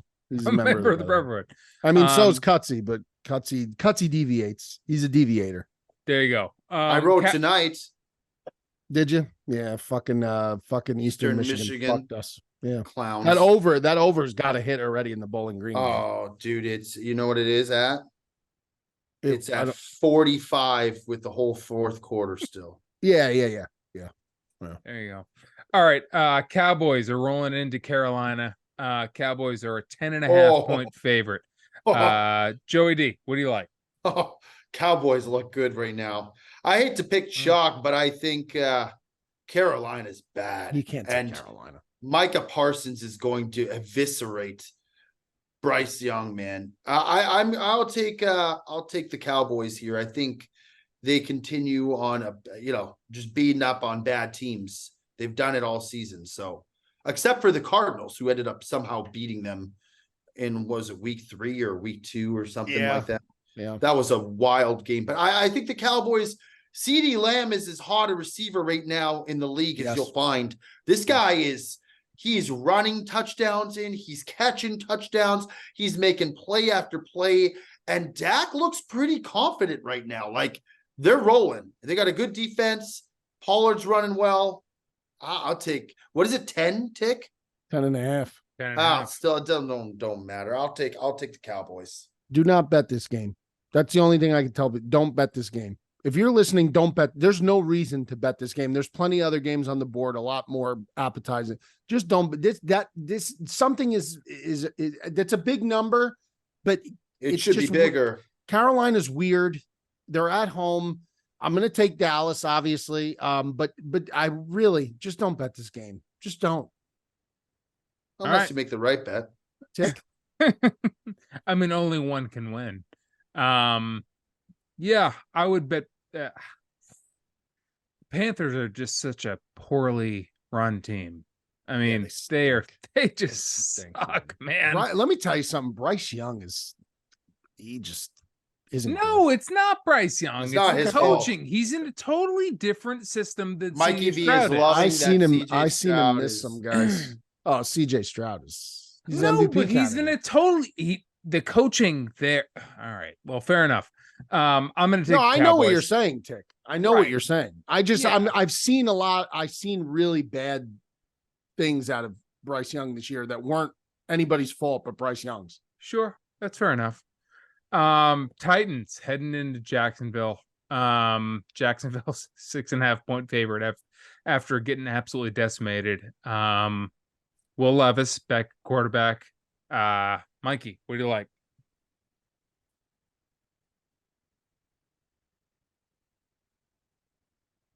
Yeah, this is one of those spots where that line to me is too big, which doesn't make sense. 6.5. 6.5. So I do think that for that reason, it makes me wonder a little bit. Give me Jacksonville to cover the 6.5. I really don't like to do that, but I will do it. Jacksonville. It's just it doesn't make much sense to me. Yep. Titans are so trash, man. I thought maybe they'd cover against the Bucks, and even the Bucks blew them out. Yeah, give me the Jacksonville Jaguars. Christian Kirk will score a touchdown this week. There you go. Okay, fair enough. Yeah, the Jags. Mikey, will you give the guy some credit? Yeah, good. He's had a good year. Yeah, he's a journeyman, and he's had a really good. He's not a journeyman. He's a journeyman, man. Yeah, I don't think you understand the definition. Kirk, what is Kirk then? What's Kirk ticket? Is he a superstar? What is he? He's No, tremendous. There's a big difference. So what is between he? Journeyman. He's a wide superstar. receiver 1/2. He's yeah, that's a good point. Well, what is he? You're one or the other. You're not a 1/. He's a 2. He's a 2. Okay, but that's not a journeyman. No. He's a top 20. Montgomery's an RB1. Is he not? No, he's not. Of course he's not. Who would put Montgomery right now when Gibbs Joe is working? Joe would. In fantasy, I would play him every week. Yep. You have him as a 1? No. He has 8 touchdowns in 5 weeks. Tell him, Joe. Tell him. You have him as your 1? Who's your other running back? I don't have him on my Ticket's team. tying himself into knots right now. I don't have him on my team. No. I'm saying if Showtime has him on his team and he starts him, and he should start him because the guy gets a touchdown every single game. So I have Jahmyr Gibbs and Bijan Robinson. If I also had him, where should I put him? would over Gibbs probably right now. Over Gibbs Or over Robinson. Gibbs is getting 20 points a game. Here's the thing is I would never start I would never start 2 running backs from the same team. But if he didn't play for the Lions, I'd put him in over Robinson. Yep. I would. He's more consistent. He gets a touchdown almost every week he plays. Ticket. I will show you their fantasy. So obviously something was discovered in this episode. Ticket really dislikes David Montgomery for whatever reason. I love him. I'm just saying that I have Gibbs. That's the problem. Is that give me his last 3 games. Okay, here's his last 3 games. Why are we talking about Montgomery again? I don't know. But Montgomery, okay, he got hurt in 2 games ago, so you can't count that. I'll count all the other games. Week 1, 21 carries. No. Give me his last 3 games. I'm going to give you all of his games. No. I don't want all. I want the last 3. Well, the second last game he got hurt, so you can't do that one. Okay. The last game, this game, 12 carries, 116 yards rushing, and a touchdown. 17. That's RB1. 17. Numbers. That's 17 fantasy points. That's RB1. 2 weeks. Then he missed 3 weeks. The week prior, he got hurt. I'm not going to give you that game. The week before that, he got hurt in the game. He had 6 carries. Okay. The week before that, 19 carries, 109 yards rushing, and a touchdown, 21 fantasy points. The week before that, against the Packers, 32 carries, 121 yards, 3 touchdowns, 34 fantasy points. Take it. That's it. So all I'm saying is the last 3 games that I've had Jahmyr Gibbs, 26 points. I'm not going to read you all the stats. I'm not going to be grandiose about Robinson. that. I would put him in over Robinson. 29, 27. Okay. Oh, you would not put him over Robinson. Yeah, you just said I have both these guys. Who would you put him in over? Yes, you're right. Yes. He's a running back 1 when you have him. He's RB1 with a bullet. The last game that Bijan had was 17 points, which is good. But yes, everything before that was trash. But you also, those 3 weeks ago, you would never have played Montgomery over Bijan Robinson. If you I would have.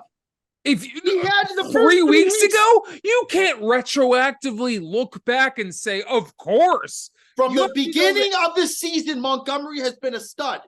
The first week, he had 21 carries, 74 yards, a touchdown. The second week, 16 carries, 70 yards, a touchdown. Then Joe, if you had Bijan Robinson and Montgomery, Mikey, would you, if you ever saw them both, would you ever have started Montgomery over? What do you mean if I saw them both? What do you mean? No, I mean like if you had them both on your team. Okay. Would you really have started Montgomery over Bijan Robinson? Would you really? I would have started done that? both of them. You start 2 RBs. No, but if you had to make a choice, if you had another one, like if you had, so it's got to be a choice between Bijan and Montgomery. Would you really have taken maybe the first week I would have put Bijan in, maybe week 1. And then it would only took me a couple weeks to see who the real bell cow is, and it's Montgomery. But if you knew that Montgomery, he scores, I don't think that's right. He scores touchdowns. He does, but you know he's competing with. Why are we spending 30 minutes talking about David Montgomery? Let's move on, for the love of Christ. You started this. You started this. I didn't start this. Yes, you did start this. All right, moving on. We got the Cardinals. In Houston. Houston is a 4-point favorite facing the Cardinals. Mikey, who do you like? 4 points. 4 points. Where's the game? Houston. In Houston.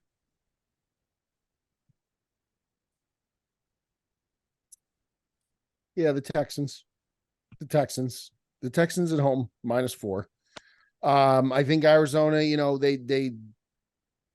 they play a good game, but I think Houston's hot right now, man. I'm not saying they're going to go on like some type of run where they don't lose a game here or there, but at home, let's pump the brakes a little bit on Kyler. Now, if Kyler goes out and they win this game, then maybe we revisit that. But I got to take Houston, even with the 4. I hate that number, but I'll take them. Joe and Dre. Dre and I like Houston as well. CJ Stroud continues on. I think a lot of this is reactionary to Kyler being back.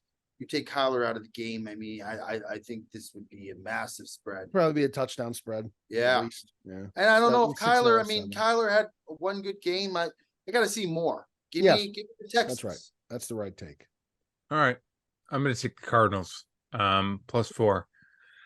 Moving on. We're going to San Francisco. The Bucks are playing the 49ers, and the 49ers are an 11.5 point favorite. Mikey. Yeah, no. The Niners. Baker Mayfield is going to get destroyed. He's going to get destroyed by that defense. I'd love to give another pick of the week. And that pick of the week is that a pick will be thrown by Baker Mayfield. That's the pick of the week, man. This guy's throwing at least an interception. See, even Dre woke up to know that was the case. Yeah, give me the Niners. Right, buddy? Yeah. All right, give me. We're still going. Yeah, this is fucking nuts, man. Nick Cole has to be pissed off. Give me the Niners as well. We got 3 games left. Jets heading to Orchard Park, playing the Bills. The Bills are a 7-point favorite against the Jets. Joe? I don't know, man. At some point, I might just have to give up on the Bills. Dude, no. Hey. He's licking the carpet or the blanket. I'll go with the Bills here at -7 just because I think it's a must-win game for them. And I mean, it's I don't know. I love Josh. He's got to get out of this funk right now with the interceptions. It's been really tough. I'll take the Bills for that reason alone, but they don't win convincingly this week. It's McDermott is close, man. They fire the offensive coordinator at some point. They're going to come for him too. And I just don't know. There's just so many mistakes being made by the Bills week in, week out. The fact that they had a missed field goal and they had too many men on the field and they couldn't take advantage of a missed 36-yard field goal to still win the game. It's just, it's just, it's disastrous. Give me the Bills. Here's a horrible spot for me to be in because I hate betting on either of these teams right now. The Bills are on my naughty list. I don't want anything to do with them, but the Jets, disappointing loss in Las Vegas. Give me the Jets +7. I'm going to take the Jets +7. Too many points. Buffalo has not been playing anywhere near good enough to be deserving of a touchdown spread. I don't care who they're playing at this time. You saw what the Giants did when they were there a couple weeks ago. You saw what Denver just did. Buffalo, something is wrong, and you're going to install a new play caller the week you're going to play one of the best defenses in the league. Give me the Jets with 7. Yeah, I'll take the Jets as well. Broncos playing the Vikings in Denver. Denver -2.5. Mikey, who do you like there? Denver -2.5. I think this is the week that the streak ends for the Vikings. Dobbs, nice story, but that Denver defense is playing at a different type of level. You got to go up there a mile high, and that's a dome team going out to that environment.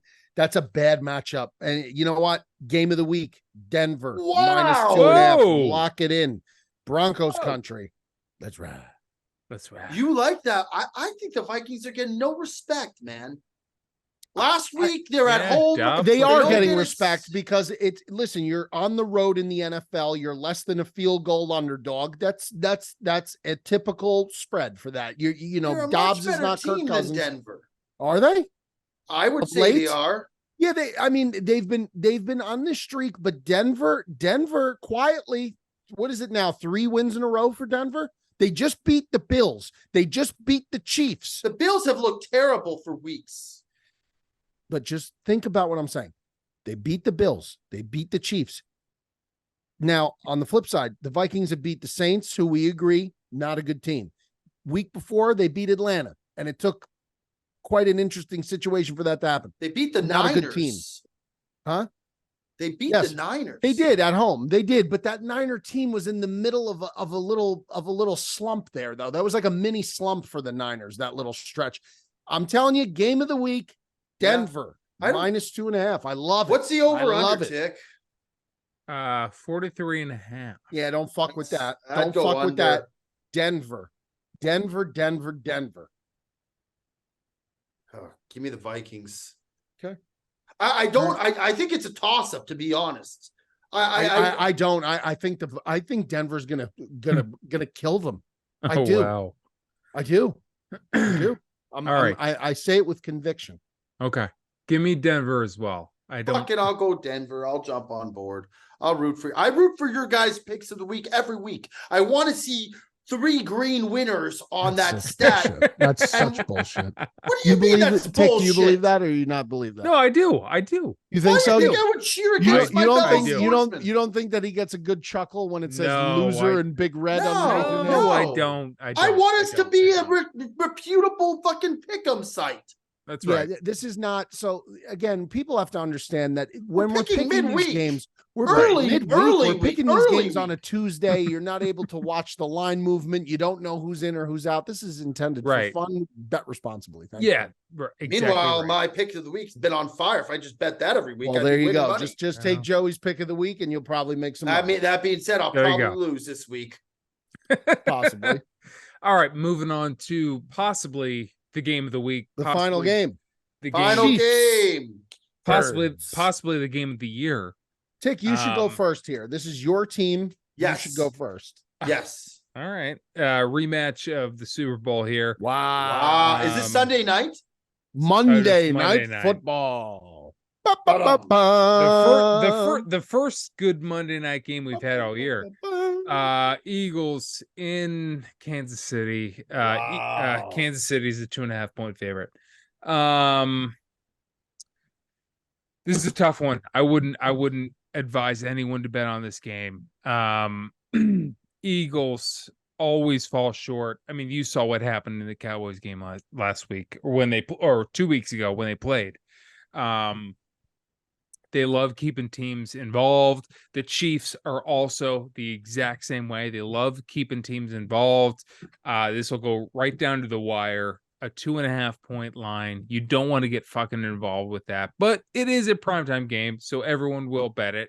If you have to bet one way, I would bet with the Chiefs.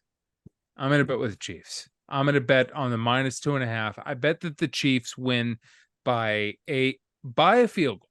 I bet they win by 1 field goal, 3 points. Okay, Mikey? Chiefs. Well, okay. Chiefs pass catchers very suspect outside of the tight end position this year. Okay. The Eagles will shut down the run game. The Chiefs will not be able to run the football on them. They're fresh as a daisy, the Eagles. Eagles pass catchers are elite. You have elite pass catchers with the Eagles. The Eagles are going to have revenge on their mind from the Super Bowl. You're going to get a very motivated Jalen Hurts. You're going to get a fresher Jalen Hurts resting up a little bit off the bye week. Now, yes, Chiefs off the bye week as well, but it doesn't matter. The Philadelphia Eagles, money line, outright, beat the Chiefs in Arrowhead on Monday night. In a primetime game? Yep. He's averaging 1.5 turnovers a game. Jalen Hurts is going to run all over them. You think all of a sudden he's going to be a new guy? Jalen Hurts and the Eagles, money line. That's the right pick. It is Eagles money line is the right pick. Thank you, Cutsy. I think it's the right pick. And Looks like me and Cutsy will be riding on Monday night. It's the right pick. I actually love it. The only question I have is, will Taylor Swift be in attendance? You know what? I And think that's she another will. thing. I am so sick And of if this she shit. is, I would even hammer the Eagles more. Yep.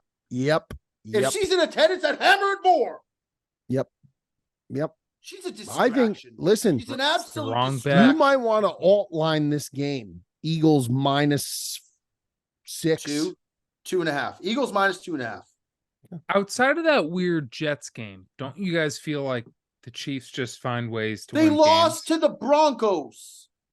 Broncos riding very high, very hot right now. Broncos right. blow the Vikings out. Game of the week. All right, I'm saying All right. it is the pick of the week. You're getting a top tier team with 2.5 points. If you want to be safe, I'd take the points, but I think that they can win this game outright. They just had a bye. They just beat their division opponent in a game where they almost blew it. If you don't think that they were looking over game tape after that I would be shocked, because they finished that game very poorly. I think the Eagles are going to come out and win this game. I think the Chiefs are a little bit overrated. Only All right. chance Chiefs would have it winning this game is if they had David Montgomery. That's the only chance they would have to win this game. In a perfect world. That being said, they don't. So Eagles Perfect world, Mike. outright. All right. Eagles, Chiefs. We have viewer questions. First one comes from Matt McIntyre. Thanks for the question. When are we getting a Sportsman Scramble 9-hole challenge? I guess that would be me, Mikey, and Joe. We might go 12 over in 9 holes. 12. That's conservative. We'll go fucking 40 over if I'm involved. Well, no, scramble though. You Yeah. Yeah. 12 over, I think is the line.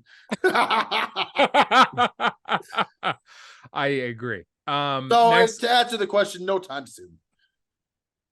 It's a scramble nobody needs to see. I would love to chop it up with you on the course. So I think that'd be fun.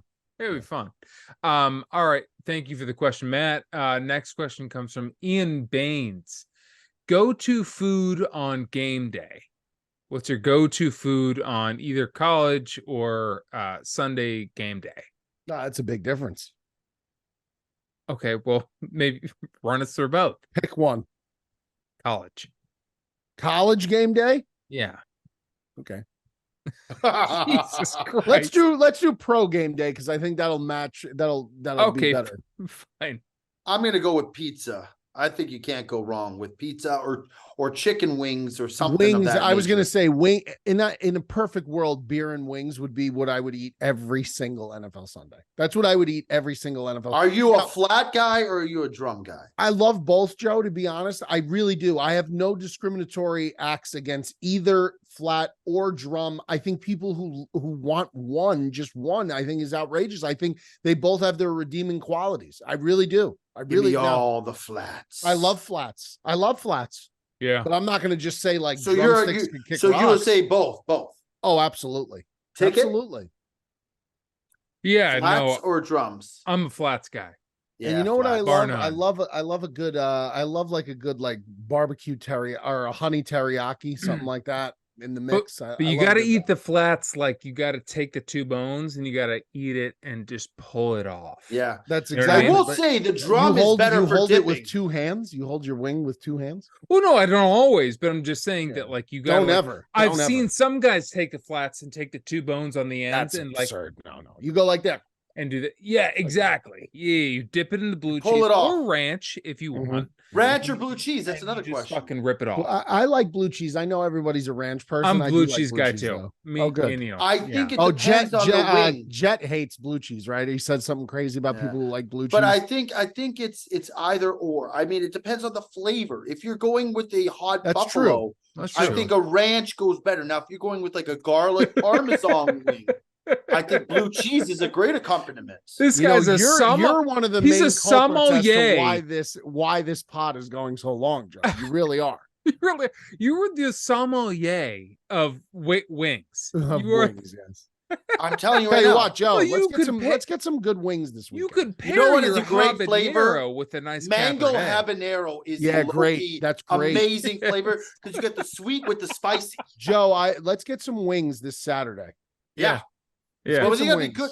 Wingstop's not bad. No, but I think where we're going. Oh yeah, potentially we're at we the could get Breezy some Lounge. good We should wings. just get some good wings Yeah. Yes. and do a nice big thing of blue cheese and a nice thing of ranch and get an assortment of flavors. Yes, I agree. Really enjoy ourselves. All right. Yeah, One more we question. deserve it. Yeah, we do. Yeah, Yeah, we we deserve do. it for this 2-hour podcast. We do it. 2 One more hours question. and 1 minute. Yep. This one comes from Danny Buzzcuts. Is that his real name? That's what I got here. Okay, Mr. I don't know. Buzzcuts. What do you got first? If you could have anyone on the podcast, who would it be? What? David Montgomery. What do you mean if you wait. If you could have anyone on the podcast, as a guest. That's a great answer, Joe. I was so confused. Yeah. Who would your number one guest be? Me? Yeah. Oh, I know who mine is. Dick Butkus. No, Joe Rogan. Oh wow. What? Yeah, On Rogan. a sports podcast? Yeah, you don't think Rogan knows sports? Not No, really. he Unless doesn't. it's jujitsu. No, that's a terrible answer. I would love Rogan. He knows I'd UFC. love- He knows. Okay, Yeah, Joe. yeah, he does. I'd Yeah. love to get good old Aaron Rodgers on this podcast. Yeah, that would be a good one. That'd be Mikey cool. V would have That'd be some cool. questions for him. That'd be cool. I love Aaron, bro. By the way, the fact that he might be coming back to play this year is one of the more wild stories Yes. in the NFL. Tick, who's your guy? Who's your guy? Michael Vick? I would go with Michael Vick. That was actually the I guy know. that I had in mind. Well, it was against Yeah. him and Allen Iverson. Yeah, it was either Allen Iverson or Michael Vick. I know tickets so well, man. Yeah, you know do. that. That was crazy that you knew that. Mikey, do you have someone in mind? Other than Rogan. Joe Rogan. Joe Rogan, I thought would be great. No, he's great. I He's a thought you great. meant like a special guest. I don't know. No. It's like If it's someone from the world of sports, yeah, I definitely I know exactly who I Don't would say take. Urlacher. I would Don't- I would don't. definitely I would 1,000% bring on I would 1,000% bring on Brett Musburger. Oh, that's great. That's a great pick. That's a great You pick. are looking live. I would love to ask him about what was it AJ McCarron's girlfriend? Yeah. Every blue-blooded American across the country is And he also left to do a sports gambling thing, right? Isn't he Yeah, huge in the gambling? You knew. So Brent was one of the first guys who was like a commentator that you knew that this guy knew all the spreads and he would make Right. hints throughout the game. And this was years ago when that was not really a thing. It was that's what one of the reasons he was so good. He'd be like, "That touchdown really not meaningful, but only to a few people out there." And I'd be like, "Yeah, me, you motherfucker." All right. Well, thank you for your questions. We appreciate it. Thank you, Danny. Thank you, Ian. Thank you, Matt. Fire your questions in to both the YouTube and the Instagram. Subscribe to both of those, and that's how you get your questions into Mr. Anderson, and he will field them back our way, and we will answer them at the end of each episode. Appreciate you guys. That's another good episode of The Sportsman. That's Mikey V. That is This is what? a marathon, man. that is Joey D, and I'm the Big Ticket, and we will see you folks next week.